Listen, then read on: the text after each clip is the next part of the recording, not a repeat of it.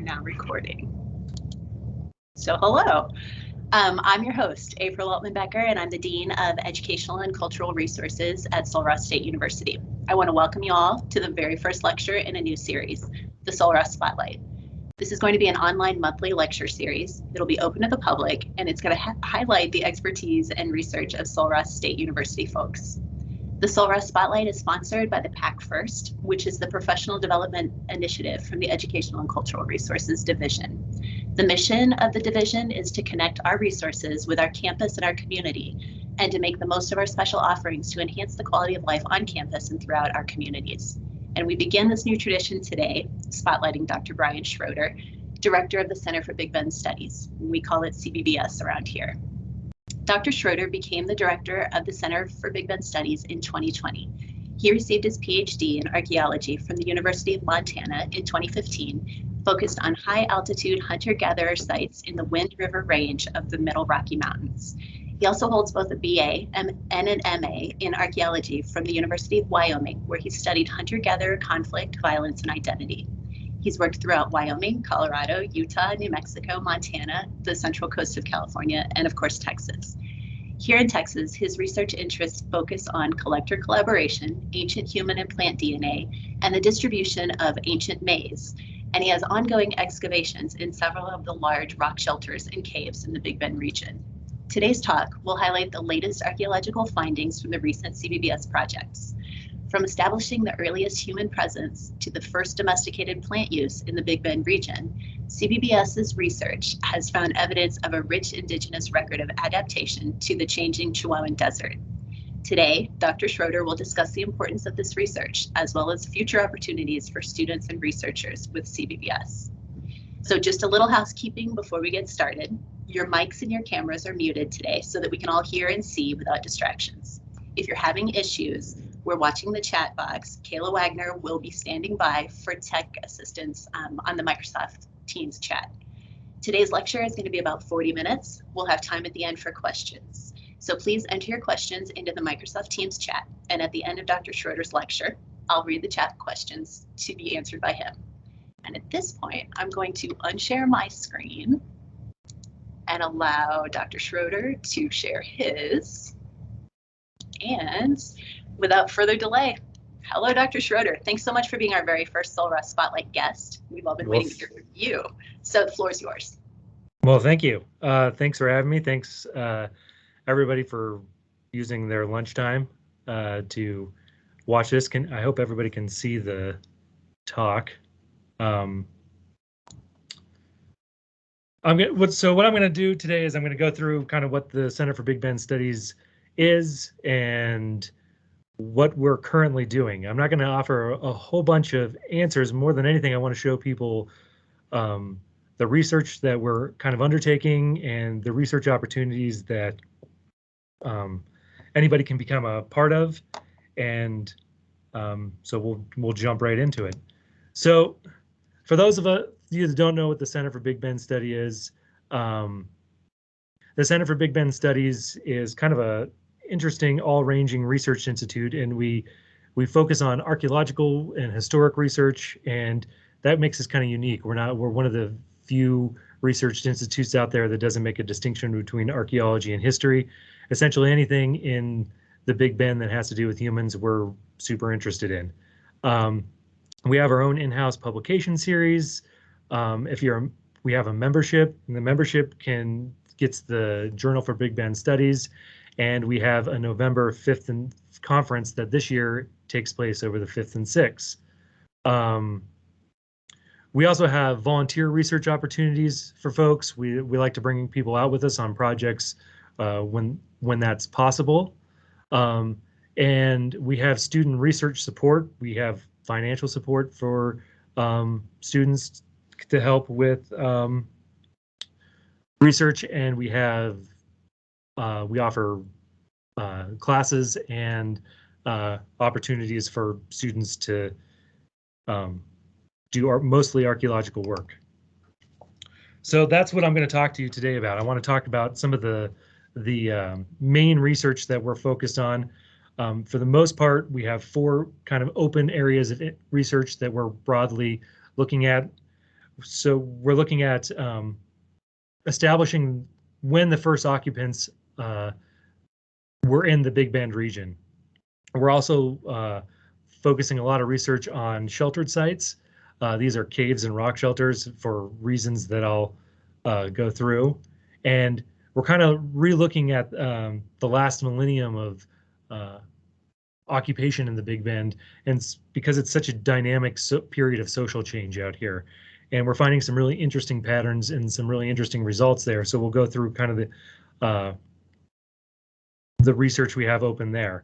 And then we're actually doing as much as we can, and this is kind of a contentious area in anthropology right now, but we're trying to rebuild the genetic populations here and understand who occupied this region and when. And I'll go through some of the results, because the results have been absolutely astounding and not, I think, what anybody really expected. So I kind of want to begin here looking at what's called Clovis. Clovis is traditionally thought of as the first widespread culture across North America. You find Clovis from California, mostly the eastern California area, to Maine and down. So Clovis sites are basically typified by a specific type of technology they have. They have these large fluted points. Some sites, if you're really lucky, you find these ossus rods. They have distinct blade cores, and they have these large. They're large mammal hunters. So they hunted the last of the megafauna. These big mastodons and mammoth. Typically, these people are seen as being really highly mobile, as they had to be, because they basically got across the United States from about 13,500 to 12,600 years ago. So we don't have much evidence of Clovis in here, in the Big Bend. And it's not to say that people don't have Clovis points. We definitely see Clovis points here, but we haven't found any really good buried Clovis sites. So one of the things that I wanted to do when I became the director is I really wanted to double down on figuring out where these early sites were at, because we know we have points. We know we have these distinct fluted points that you see on the left of this slide. So we know that there should be Clovis sites here.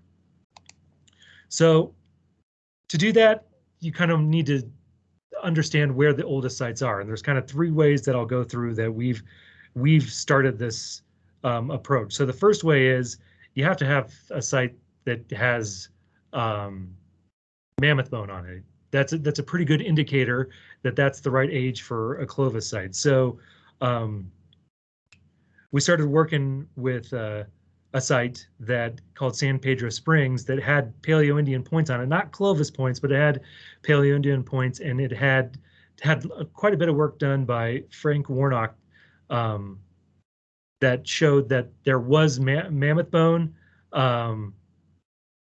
and he had gotten radiocarbon dates from the bone, and they were too old to be Clovis. They were outside of 13,500 years ago, but they weren't too terribly old. So we decided that this would be a good place to look. So in October of 2020, we went up there and we put 3 backhoe trenches in that site. And backhoe trenches are the easiest way to open it up and see how old it is. And you're looking here at a profile of what Trench 2, and Trench 2 was the most interesting for us because it's where a lot of that mammoth and mastodon bone had been found. And essentially what we found is that this had been a lake environment for a long time, but also more recently than we had anticipated. That dark black layer there we thought would be outside of the limits of radiocarbon dating. We thought it would be about 50,000 years old, because it's under these very thick, it looks like bedrock at the time, but it ended up being a type of precipitate that happens at the bottom of marine environments or really wet environments called calcrete. And it ended up being about almost 9,000 years old. So this isn't we're still doing ongoing work here, and we're trying to understand exactly where the earlier portion of the site is. We don't necessarily have it yet, but we have this ongoing research here. And what's really interesting about this site is it'll hold a tremendous paleontological record, but also botanical record because of how wet this environment was. So this one seems to have everything we need. We just haven't found anything associated with Clovis there yet. So the other area that we looked at was sites that are already where you're already finding old stuff. It's a good indicator there could be older stuff there. So we decided to go deeper at some sites that we've been working on a long time. And the Center for Big Bend Studies has been working for about a decade on a site called the Genovese-like Duncan site. That site has evidence of some of the earliest earth ovens, not only in Texas, but potentially North America. There might be one contemporaneous one up in Alaska, but the dates on it aren't very good. And earth ovens are really important out here because it's what makes the desert edible, essentially. You cannot, this technology is how you, as human groups, can basically subsist on the landscape. And what they are is essentially, there's a process that goes through them. So there's an initial firing. You're basically getting these rocks really hot when you're starting this fire, and then you're taking the tops of agave lechuguilla and sotol off. You can see there on the right, that's the heart of it. And you pack these you make this bed of plant material, and you pack the hearts of these in, and you get this really sticky, gooey, sweet artichoke heart, and it becomes edible. These plants aren't edible without this process. And we see that happening here really early at about 11,000 years old. Again, that's not Clovis, but we have a site that has you know, a lot of this evidence at it, and that's really important for us to look at. So we went back to the site in 2020, and we decided to dig down past the oldest portions of that occupation that we knew of. So essentially here is what you're looking at is that whole profile of that wall. So the top of it all the way down to the bottom where Dr. Rothmundell and Erica Blecka are. So you're looking at about 13,200 years of time in that wall. And you can kind of see the markers there that we've done with radiocarbon dating. So we focused a lot of time on those older earth ovens in that yellow box, and we had not really dug a lot below that. And what we ended up finding is there is a Clovis age landscape there.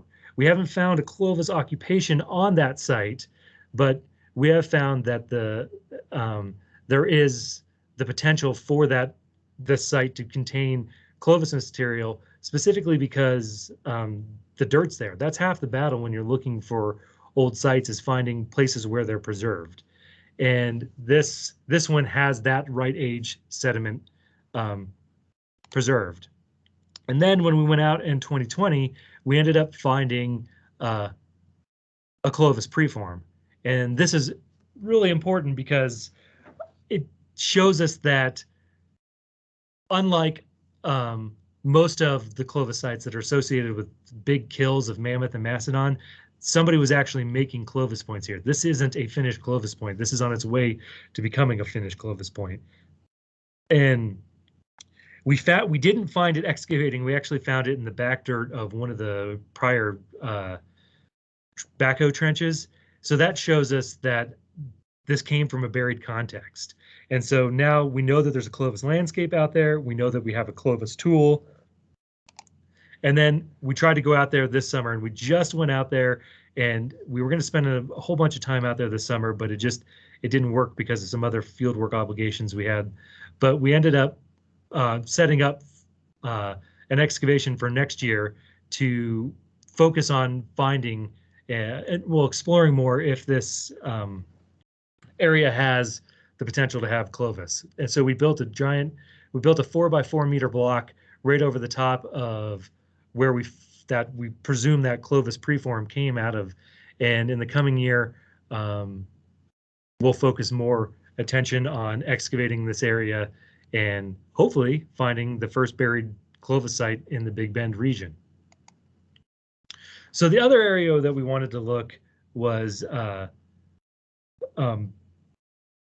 rock shelters. Large rock shelters preserve everywhere else in North America. It's where you get the most aggregation of human behavior because they're predictable places on the landscape.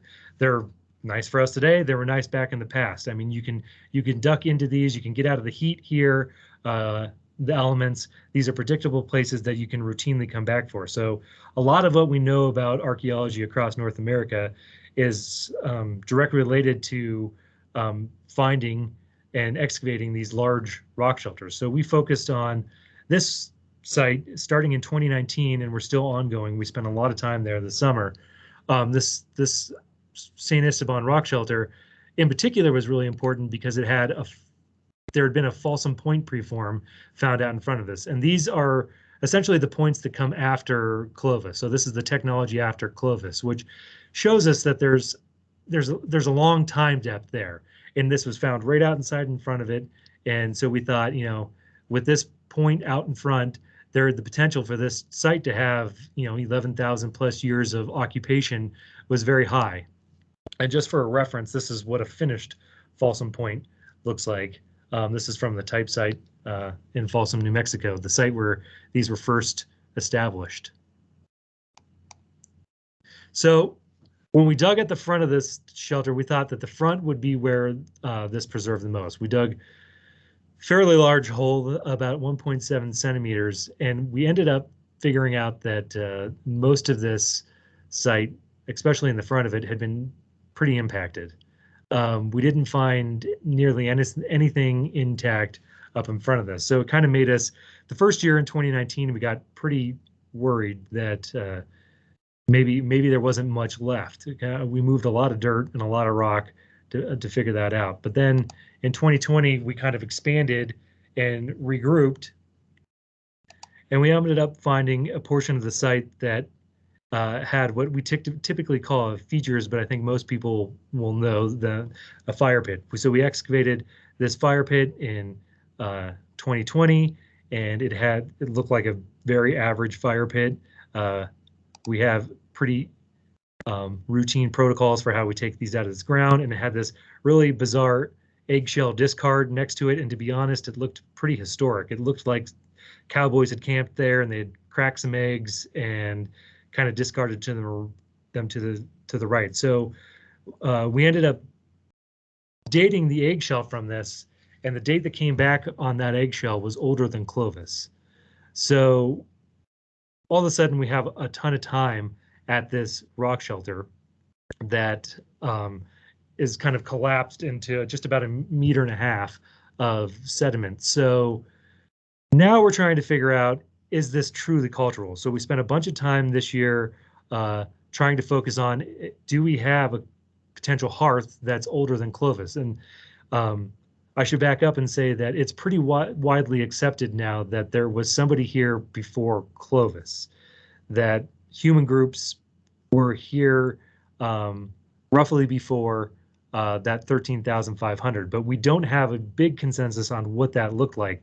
And unfortunately from St. Esteban, we have an eggshell that dates to a time before Clovis, but we don't have any tools associated with this. So we're just at the beginning of kind of unraveling this here, and this will have huge implications for our understanding of not only how people use the Chihuahuan Desert and first colonized the Chihuahuan Desert, but also how indigenous groups basically got to North America, period.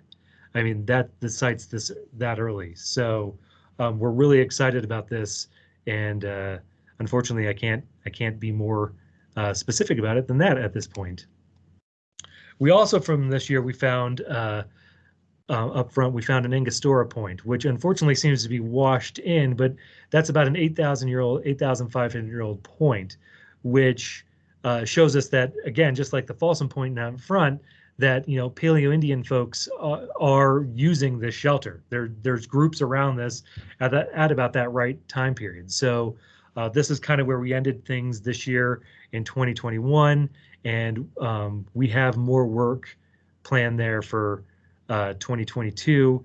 We're a little bit worried about the potential for the trail, for some impacts to that site. So we're going to try to do as much as we can before it gets impacted. So the other thing that we've been focusing on pretty heavily is sheltered sites. And these sites are incredibly important because they preserve the daily decisions that everybody had. Every group used how they use these sites. So you basically get these played out, the individual behavior played out over the millennia at these sites. So that's really important for us as archaeologists because we only can study the stone tool portion of this at other sites because that's all that preserves. But Walter Taylor, who was one of the first archaeologists kind of to this region professionally at Frightful Cave in Mexico, found that there's a 20-to-1 perishable to stone tool ratio for sheltered sites. What that means is for every one finished stone tool, formal stone tool, there's 20 finished perishable tools like baskets and mats. And so that if that's the record for what's down here, and this is the indicator, what we start to think of as being important to groups in the past tips largely to perishable stuff over stone stuff, but stone stuff dominates what we know about people because it preserves so well, because nobody else has this opportunity. So this is a really unique opportunity to be able to understand the full expression of daily decisions and just humans in the past because of this technology. So with that in mind, I kind of focused, I started focusing research on one site that seemed to hold a great potential for this, and it was called Spirit Eye Cave. Spirit Eye Cave is basically named that because it's got these two openings that look like the Eye of Providence. You're looking here at a ground-based LiDAR map of that site, and it's essentially a scan looking down. So if you were to basically stand on that cliff and be able to have X-ray vision and look straight down that cliff, this is what you would see. This shelter, just like the other, just like St. Esteban shelter, seems to have a very long history of use too. While we were doing some limited work in there, we found this this mat in the back of it, and we got radiocarbon dates off of it. And I had no idea what this organic mat was, but we essentially got Clovis age dates on it. So I sent this around to a lot of researchers across the West, and they got me in touch with Dr. Jim Mead at the Hot Springs, Mammoth Hot Springs site in South Dakota. And he took a look at it and he identified it as Shasta ground sloth dung. So then he came out and we actually ended up finding a pack rat midden that contained 30,000-year-old sloth dung in it. And essentially what we have is 18,000 years of Shasta ground sloth occupation in this site before any human stepped foot in it. But we know that that is preserved in this cave. We know that we have that late Pleistocene, early, where the large megafauna are using this cave preserved in this site. And that's interesting to paleontologists, but to me as an archaeologist, that's particularly interesting. And I guess I should say that we put the findings of this in the environmental into the Texas Journal of Science. So this is out there. This is in the press now, but it's particularly interesting to me as an archaeologist because not too far from here in White Sands National Monument, just northwest of El Paso, other researchers have found that there's a human sloth interaction, and they've called it potentially, one of the only trackways that preserves an actual human hunting a ground sloth. So at about the same time down here in the Big Bend, we know that ground sloths are there, and we know that caves are areas that people like to revisit. So the potential for humans to occupy that is there, and those deposits are preserved. We haven't found any evidence in Spirit Eye yet, but we're still doing work there. So what I found at Spirit Eye was different, much different than what we ended up finding at St. Esteban. Essentially what I found at Spirit Eye was this incredibly long history of people collecting this site. And surprisingly, I was able to put it back. I'm not going to go through every chapter of this, but there was some long, there's a long history of basically collecting off this site. It kind of begins as potentially as early as the 1920s with a letter from Neil Judd to Frank Seltzer. Neil Judd was famous for digging Pueblo Bonito and Chaco Canyon. He was out here looking for sites to dig with the Smithsonian. He wrote a letter to Frank Seltzer basically saying that there's this guy down off of Pinto Canyon Ranch that is talking about excavating a big cave. He's looking for Spanish gold, but it could he's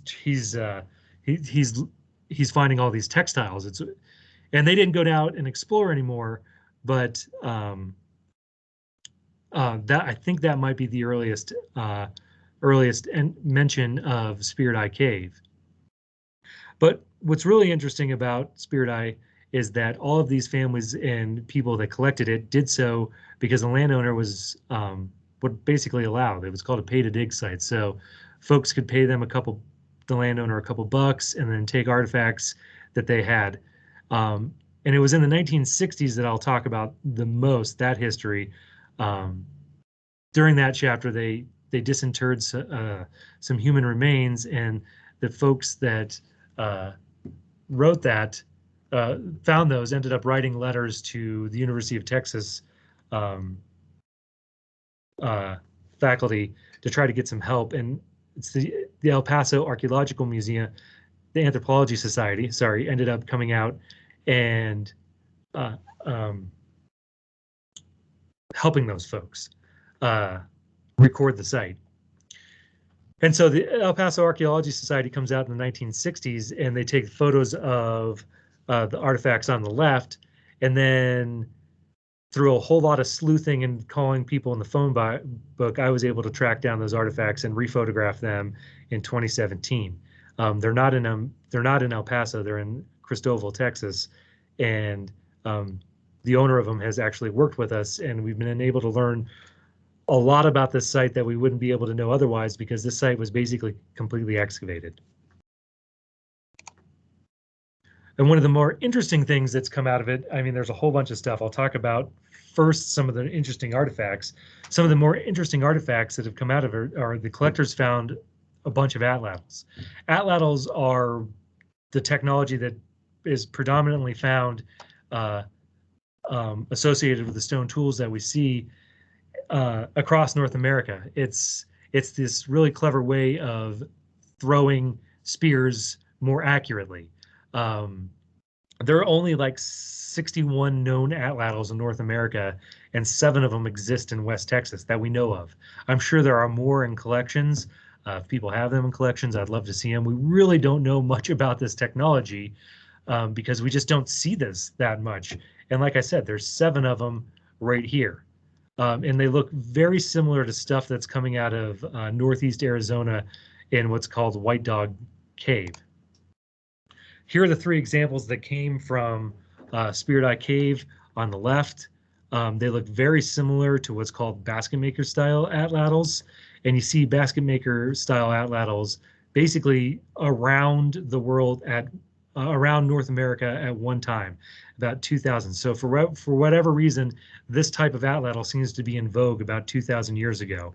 You see them all the way up into New Mexico, Wyoming. This is the fashion.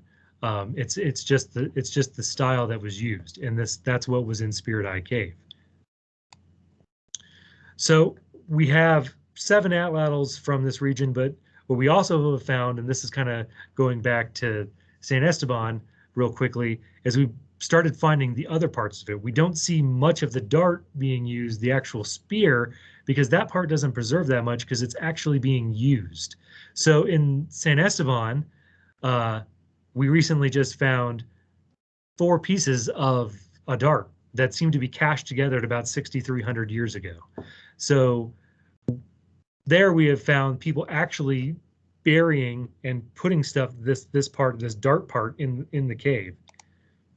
And then this summer, we uncovered 2 more parts parts of this dart. So all of a sudden we've kind of started populating what is known about this system from the West Texas region alone. And we're at the very beginning of this understanding.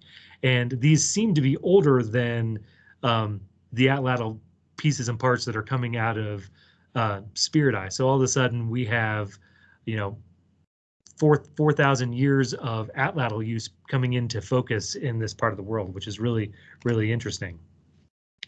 So going back to Spirit Eye in 2018, we were able to track down artifact collections, and we really wanted to see how much of that cave was left, because we knew a lot of it got impacted by pay to dig history. So we went back in 2018 and with a field school here at Sul Ross, we excavated a good chunk of it. And unfortunately, what we found out is that almost all of it has been excavated by collectors in the past. We found one small little portion at the very front of this thing that seems to be left intact. So unfortunately, there's a lot of history here. There's a lot of impact, but working with collectors and doing what we could at the site, we're slowly piecing together what happened here in kind of a non-traditional way. The stuff with the scale bars under it in this is some of the artifacts that we have been able to recover. We've been able to recover some, really neat pendants and pieces of nets and fireboards, but we've also been able to recover mostly from collections, and we've had a lot of people donate their collections to us as this work gone on. The basket technology that we just don't see that much here, and so we have the portion in the middle is about a 4,000-year-old basket, and it's the oldest portion of a basket that we've been able to date in the region that's come back to us from working with collections. So, and the other thing that we've been able to piece together from this work is this long history of cultigen use, primarily corn, that we didn't know anything about. This came from working with collectors. Collectors let us date their corn, pieces of their corn. We gave them the cobs back. And from Spirit Eye, we ended up getting a date on corn that was 1,000 years older than anything that we thought. And then we started dating stuff from our work at St. Esteban and other shelters as we could. And we ended up pushing back the dates of corn about 1,000 years older than we thought. So what that means is that Native American groups had at least a 2,000-year relationship with maize in the Big Bend, and we only have about 19 radiocarbon dates on that. And so I think we're at the beginning of understanding it could go back even further. So if you kind of zoom out of the Big Bend for a second, and you look at how maize became one of the most successful cultigens in human history, it came up from Central America probably about 8,000 years ago. It kind of starts the journey out of Central America. It came from a plant called Teosinte, and we know the earliest use of it is in the Tucson Basin. And in the Tucson Basin, it was routinely seen about 4,000 years ago. There might be 5,000. About 4,500 seems to be pretty accepted. So about 4,500 years ago, groups seem to be practicing some type of, I wouldn't call it agriculture, but they're definitely practicing horticulture in the Tucson Basin. And then if you look right around the Big Bend, we start to see corn showing up about 3,500 years ago in the Big Bend region. It starts to get really early. I mean, not really early, adjacent to us, sorry. So you have open sites like Sarawanacano in northern Chihuahua, and then really close to us in the Tornillo shelter just outside of El Paso, you start to see really early maize use. So you start to see it, coming out of the Tucson Basin and getting into these areas in New Mexico and northern Chihuahua really early. And we just don't know much about what's going on with maize use now. I mean, proximity alone, we're on the Rio Grande and we're on the Rio Conchos. It seems like there's another alternative to entry point here that we should be looking at. perhaps we have, even older corn here. So what you're looking at here is all the black dots are places I know maize came from, but I don't have radiocarbon dates from them. And it's not from a lack of trying. We're trying to get those collections back, but I have a feeling there's probably easily double this many sites here, maybe triple this many sites that have this. We have some grants going in to try to really explore the history of maize here, because I think it's much older and probably more interesting than than we know about at this time. We started working with the University of York on sequencing the genetics of maize, and like I said, we're trying to expand what we can in dating. And if we understand when people are tweaking maize out here and exactly when it's emerging, we'll be able to understand how this region relates to other regions much better. And this is really important to understand because it's this critical point in our development culturally where we start manipulating plants, and to understand how people did that in a region is really really important to understanding how the history of that region. So the other thing we're doing is focusing on this last period. There's this dynamic period of social and cultural change, not only in the Big Bend, but kind of across North America. But here, it gets really, really diverse. So we're focusing on this last period through a couple of ways, and I'll go through. So we're fairly adjacent to this large urban center that we know as Casas Grandes. Casas Grandes is this large Puebloan site that seems to be the hub of regional trade distribution, about 1200 to 1450. And this is another talk in and of itself, but there's been a whole lot of people discussing how much influence this Casas Grandes site in northern Chihuahua had on groups around it. And it seems like, from what we're understanding, it had more of a far-reaching impact than we thought. At that same time, down around the Presidio area, there's what's called collectively the La Junta district. And these are Puebloan-like sites about 1200 to 1450 that have room blocks, and they have an adobe structure that seems to look like stuff that came out of the Puebloan world, happening along the confluence of the Rio Grande and Rio Conchos. So there's been a lot of early work at the La Junta sites. Around 1939, J. Charles Kelly worked on them. There's been some stuff as recently as the 70s, but for the most part, a lot of the work that's happened on these sites was really, really early, and we haven't really gone back to these sites and done a lot of work, despite the real clear Puebloan indicator they have here. They have these really cool room blocks, and they have kivas, and they have everything you see across the Southwest. So in 2020, we went out and we had a tip that there might be there was this really large midden site, and just so you get a frame here, this is a large midden. It's just basically a big trash pile of artifacts, burned rock, bunch of pottery, that kind of thing.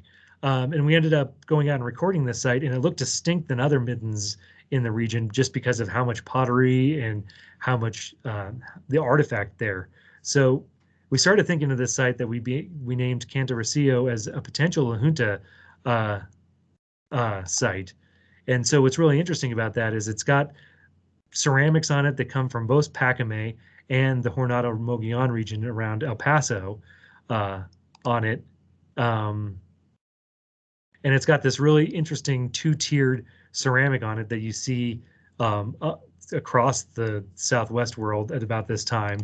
And what we're the most excited about is it has these 5 distinct areas in it that look like pit houses, and we haven't done any excavation here. The only thing we've done is mapped it. So we might have a potentially unexcavated La Junta village site that we're going to start focusing work on in I'm not going to say the coming months, but we hope by the summer of 2020 that we have work going on here, and we can then take a really sharp look, renewed look with the new technology that's available and new approaches to dig the first La Junta site that's been dug in a long time. So about that same time period, you also have other groups moving in. And when you get these other groups moving in, we are starting to see some really interesting social change that's happened with where they're starting to locate their sites. This is one example. This is, I'll show you two examples, but this is one of many. This site we went back to in 2020, and it's called Desperation Mesa, that we now know, we just got the radiocarbon dates back yesterday, that was occupied sometime between 1496 and 1642. And what's really interesting about this site is it has planned, focused architecture that is looking directionally one way. So this architecture is basically built looking to block an entry route that you can kind of see here in yellow. And what I think it is, I think it's the planned defensive site. I think what they're doing is building this architecture, and they're trying to lure people back up onto this, not intentionally. If they go down and do something against some group down on the river, potentially one of those La Junta villages, and they move back across this site, they have this architecture built. That's not to say that it's going to work. A lot of times what we see in this, when we look at this stuff ethnohistorically, is that it didn't work, but they're planning this. We have another site that looks just like this. So this planned architecture, so I'll highlight here, looks just like this. And so we start to see a whole bunch of these sites that have this planned defensive architecture on them. And what's interesting is you basically see this all the way up the front range of the Rockies at this time period. So this starts to look like a group moving in. I have ideas about who that group would be, but right now we're just at the beginning of kind of refocusing efforts on these in this framework. And this isn't in isolation. We also have this. We also have iconography that goes along with these sites. So a lot of people who look at conflict in other groups say you need a whole bunch of lines of evidence to argue for conflict. And we're not talking about warfare here. We're talking about intergroup conflict. So people basically getting along and kind of fragmenting out. So, and that's an important distinction, because warfare looks like something different. So in this time period, you also have all this stuff happening in the same areas of hand-to-hand conflict. So we've seen it at a site we call Sin Cambeza, where a lot of the figures have been draped across rocks and they basically are missing their heads, or there's weapons laying aside from them. Or we call this the Luchador Rock on the left here, and you can see people locked in hand-to-hand combat. Or dancing rocks, which was first interpreted as dancing, as perhaps Plains groups practicing some kind of ceremony, but now you can kind of see the enhancement there, and it looks like they're locked in hand-to-hand combat with weapons raised. So we're starting to see this evidence here that there was a group of people moving in, and that there was some conflict happening, and we have the archaeology sites to go along with that. And so the last thing I'll touch on briefly that we're working on, and this comes from our work primarily at Spirit Eye Cave, is building the ancestry as much as we can, and trying to figure out, rebuild the indigenous populations that occupied this area. So, like I said, at Spirit Eye Cave, one of the things that was collected was the collectors actually took the human remains with them, and this part shocked me. And it kind of consumed what I did at the site.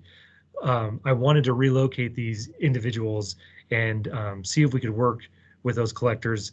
I hope to get them back in the ground, but that's ongoing. But what we ended up doing is I ended up tracking down two of the burials that came back, burial 3 and burial 4, and we were allowed to do genetic testing on them. And essentially what we found is, I'm sorry about this, is a complex graph that'll make more real to you, everyone. What we ended up finding is, so Spirit Eye is essentially in the middle. It's the center of this crazy thing with all the circles going out of it. It's in the red. And so that site of Pacame, those are individuals buried at Pacamay. And what we ended up finding out is that a lot of the genetics at Pacamay and Spirit Eye are the same. So there's essentially a maternal population that has ancestry at Spirit Eye and at Pacamay. So that's one thing. And these we ended up getting radiocarbon dates from them, from the burials from Spirit Eye, and one's about 900 years old and one's about 700 years old. And when we ran the genetics against other databases, we found a living population in Alpine. So we found living descendants of these people that were in Spirit Eye and at Pacamay in the population in Alpine. So we basically found maternal descendants of these. We've actually, one is in Laos right now, but she's originally, she was born and raised in Arizona, and the other population's in Texas. So we're working with those populations now and those individuals, and we're getting the remains returned to them, and this is kind of ongoing. And this, a lot of this stuff is pretty abstract when you're working in archaeology, but this was kind of an ongoing thing that, for me, makes the work incredibly important. It went from being this kind of mission to relocate this stuff to actually talking with the lineal descendants of this material. And that's something that's truly, I couldn't have anticipated before that, but we're still at the beginning of kind of understanding how far reaching this is. So what we basically came up with is, from this work, studying private collections is vital. I mean, a lot of folks have really important stuff in their pantries and at their house, maybe under glass, and we'd love to work with people on whatever capacity they'll allow to try to understand this place more. And we put this genetic, for anybody that's interested, we put this genetic work out into the Journal of Archaeological Science just this year in 2021.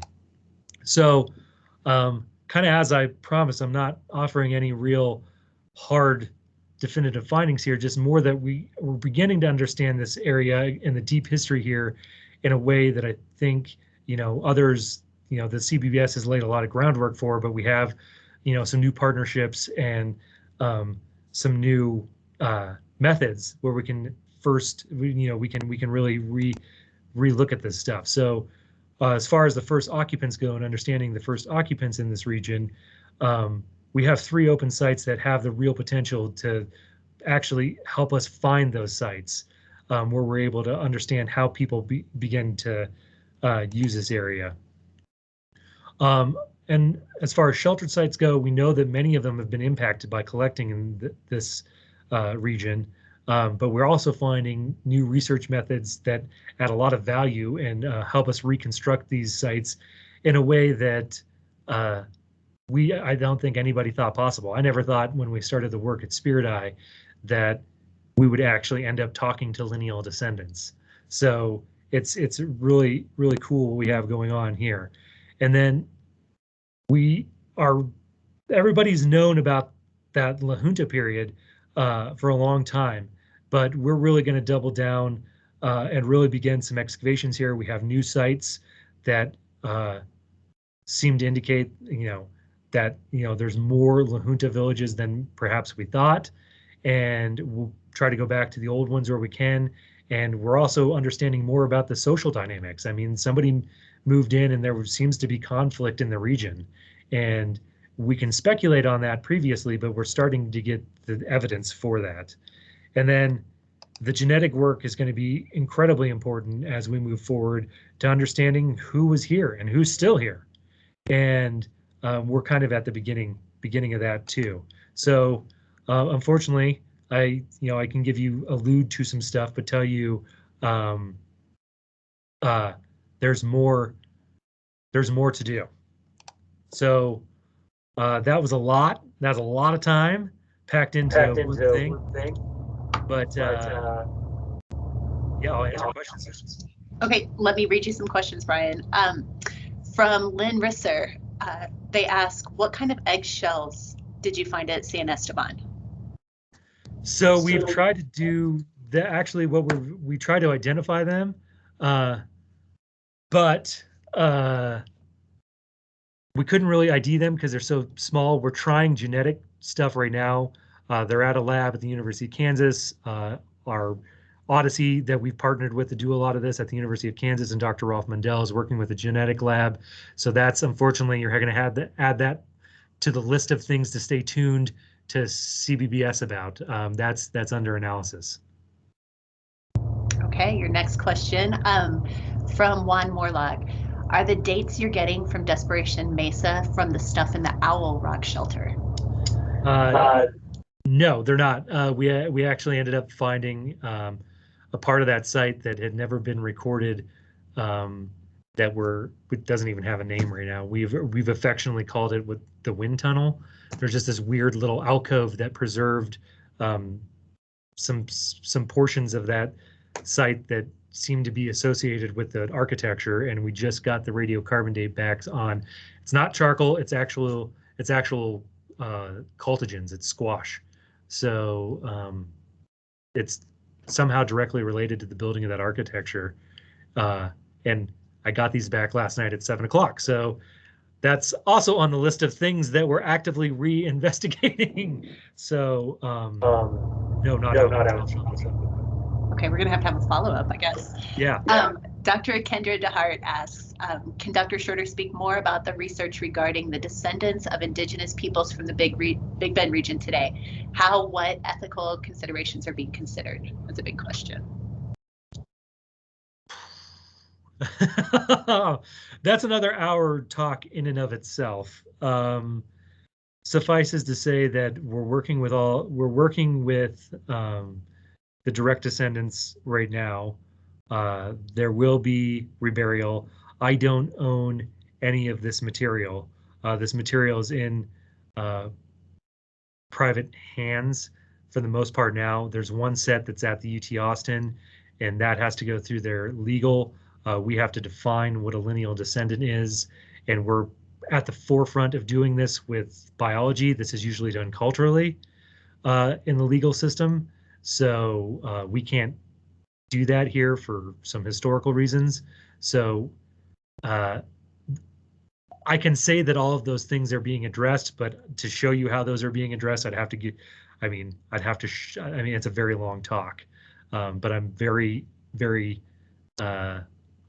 perceptive to that at this time. I unfortunately don't want to elaborate too much more on it than that.